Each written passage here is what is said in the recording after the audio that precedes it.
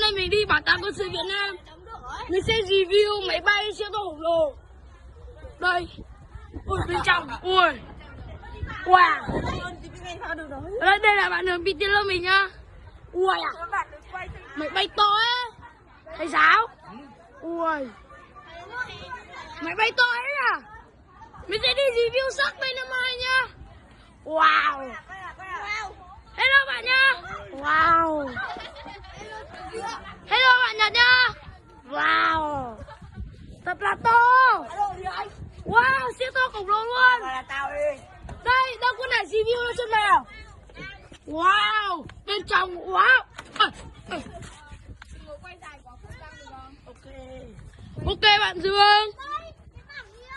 Bạn đây là bản 5 liên xịt cằn.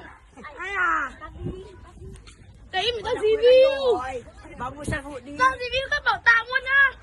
Bảo tàng quân sự Việt Nam luôn.